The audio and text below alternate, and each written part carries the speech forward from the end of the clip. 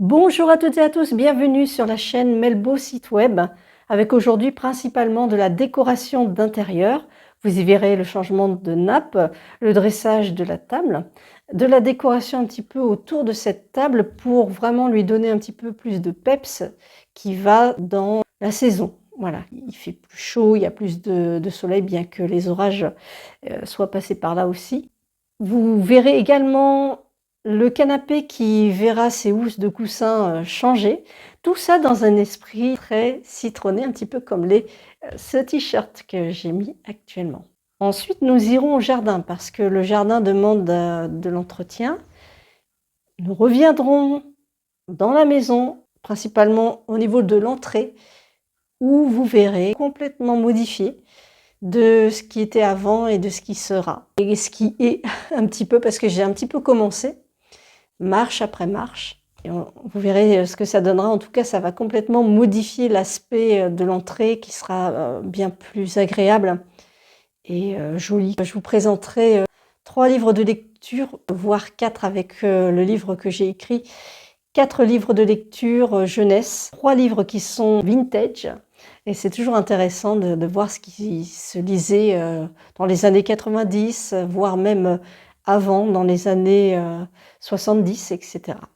Voilà, voilà un petit peu le programme. On va commencer avec la décoration de la salle à manger.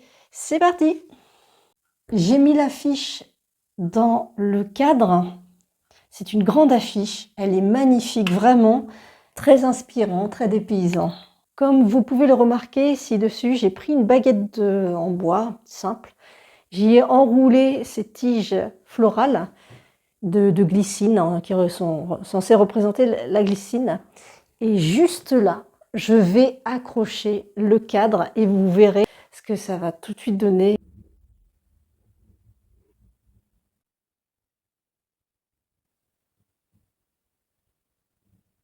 Nous reviendrons sur le deuxième cadre, le petit cadre, un petit peu après, quand nous aurons mis la nappe et dressé la table.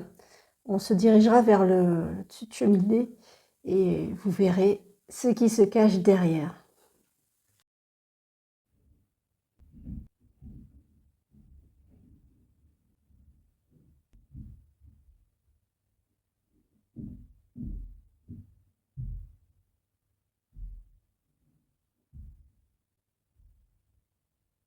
Nous voici au niveau du dessus de cheminée qui va être entièrement décoré. Alors j'y ai mis un brûle-parfum, vous voyez, avec des olives qui sont représentées, avec cette couleur jaune estivale que l'on retrouve. Et puis, comme c'est un brûle-parfum, eh bien, je vais y mettre une huile essentielle de lavandin. Comme ça va parfumer l'intérieur, ça va être vraiment sympa. Bon, quelques gouttes. Mais avant d'allumer, je vais continuer à mettre la petite déco dessus et vous allez voir au fur et à mesure ce qu'il y a. Nous avons ici une petite tasse bougie. Je tiens encore à remercier El Toro et Family. Coucou. Merci de me l'avoir offerte. Ici, vous avez en plus ce bleu magnifique. Alors, elle a bien brillé de toute sa flamme. Et pour continuer cette lumière, j'y ai mis une petite bougie chauffe-plat, ce qui fait qu'elle est toujours utilisée. Je vous mettrai le lien de l'artisane qui l'a faite. Et puis, bah, vous avez ce petit chat tout mignon avec, qui rappelle en plus la même couleur hein, de ce bleu. Et puis dedans, vous avez des petites pierres.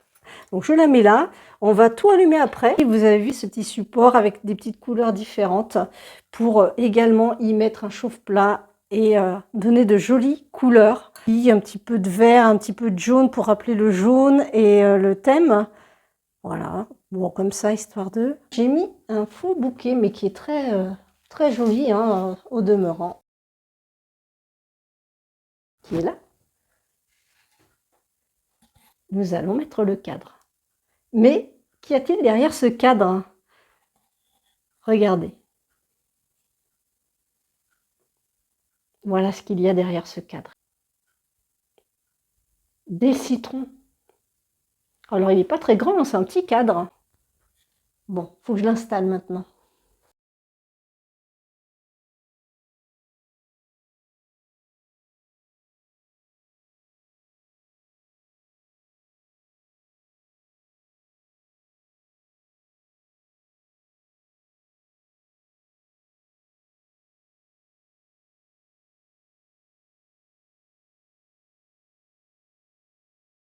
À droite du bouquet, j'ai mis une grande carte postale qui représente la Baulescu Black en été. Ici, vous avez donc des grandes tentes de plage à l'ancienne, une mouette, le soleil et cette couleur jaune qui correspond vraiment à ce que je veux comme couleur dans cette pièce. Donc un côté estival. Même si la date officielle du calendrier n'est pas encore passée, on est vraiment dans cet état d'esprit et aussi de par les températures, vraiment dans l'arrivée de ce moment. C'est pas le tout, mais il va falloir maintenant s'attaquer aux housses de coussin.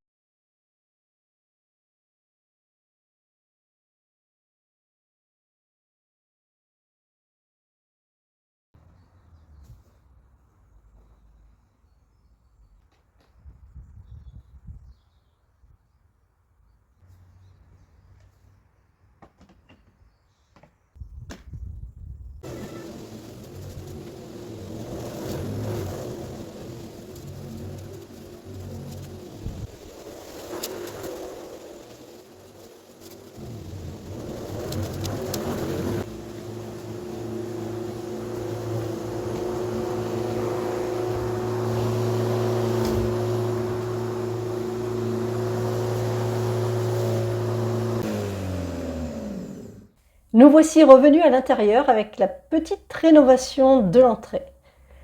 Au lieu d'avoir une contre-marche couleur gris-bleu, j'ai mis ces fausses briques, ce qui va donner vraiment du caractère à l'entrée et ce sera beaucoup plus agréable que ce, je vous montre, hein, c'est pas très très joli.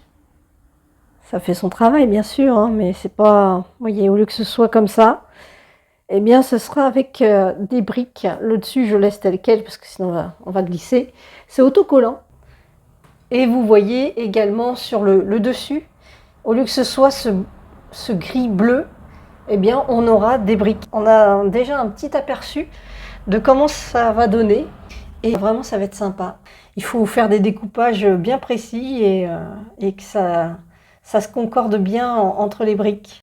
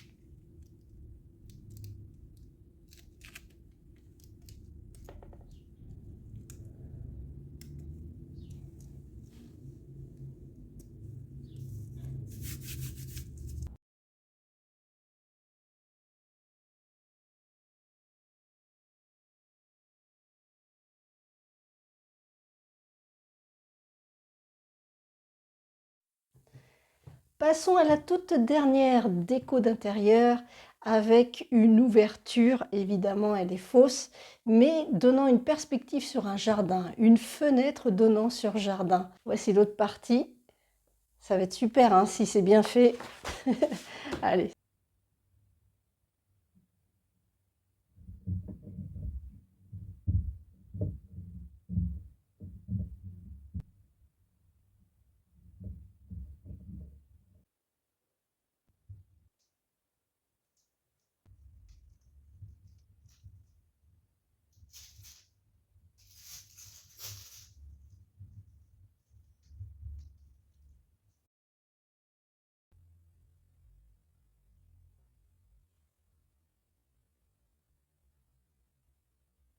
Nous voici dans le coin lecture avec une vue à l'arrière, vous avez vu, magnifique.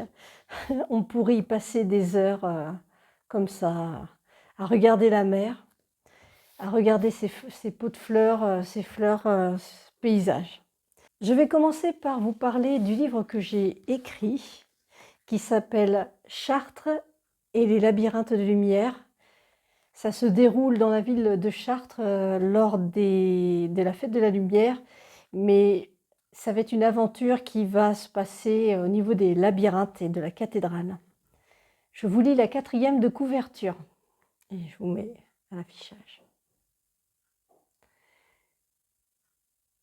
Erwan et sa sœur Sarah passent le week-end chez leurs cousins Paul et Marinette afin de voir les illuminations de la ville à la nuit tombée.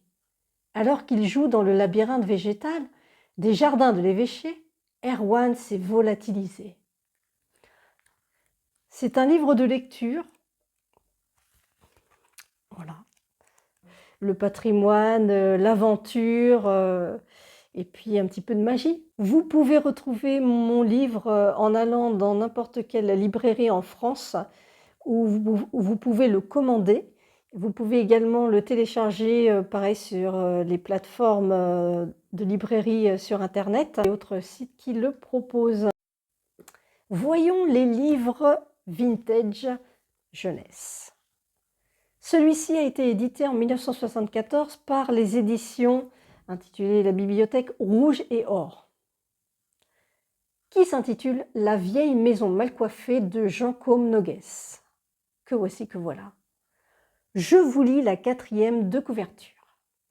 La vieille maison mal coiffée. Cela ne pouvait plus durer.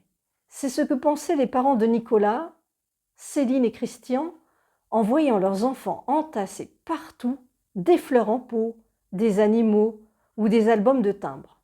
Aussi, quel bonheur c'est pour les 3 amis de découvrir à l'écart du village une vieille maison abandonnée, avec un jardin dans lequel on n'a pas besoin de regarder où l'on pose les pieds, et tant de place qu'on peut y collectionner tout ce que l'on veut. Un jour, pourtant, quelqu'un pénètre en leur absence dans le domaine des enfants. Leur bonheur est-il menacé? Un roman très gai qui fait découvrir aux enfants les joies de la vie à la campagne.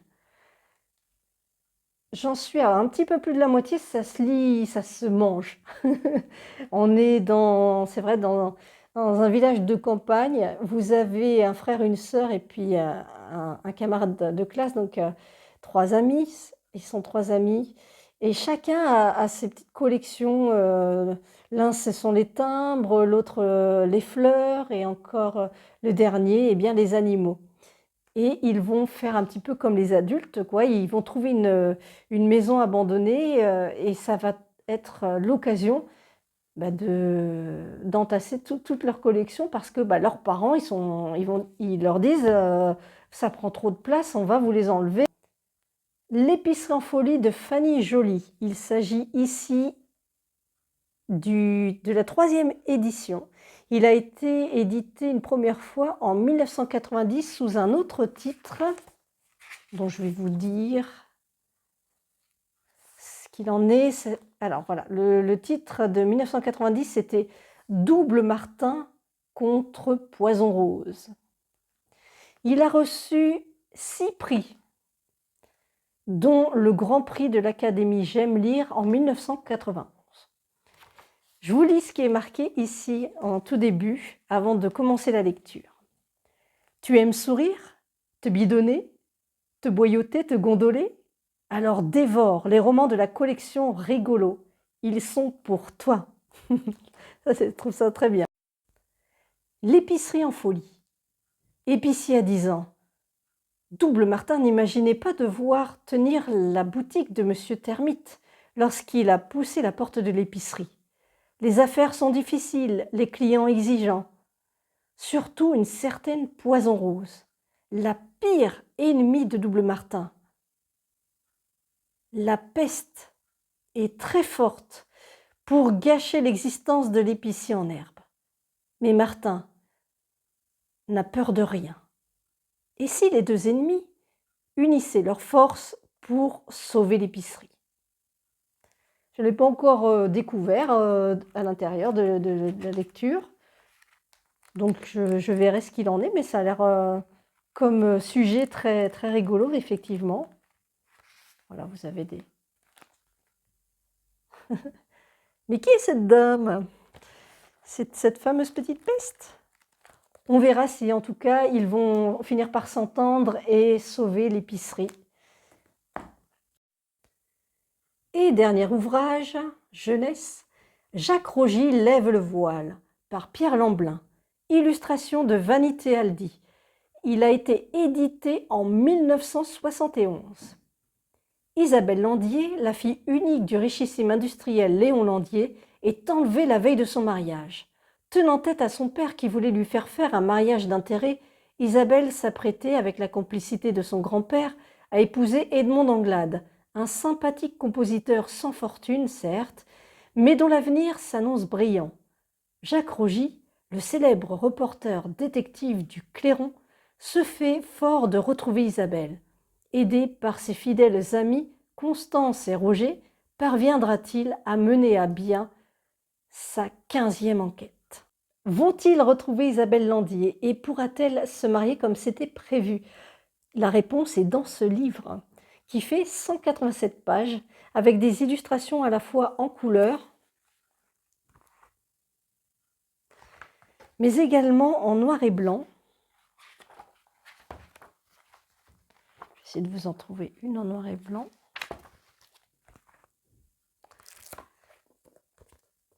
C'est ainsi que s'achève ce vlog et le coin lecture, à la fois vintage et récent. Si vous êtes arrivé jusque-là dans le visionnage de ce vlog, je vous en remercie. Je vous dis à bientôt pour une prochaine vidéo.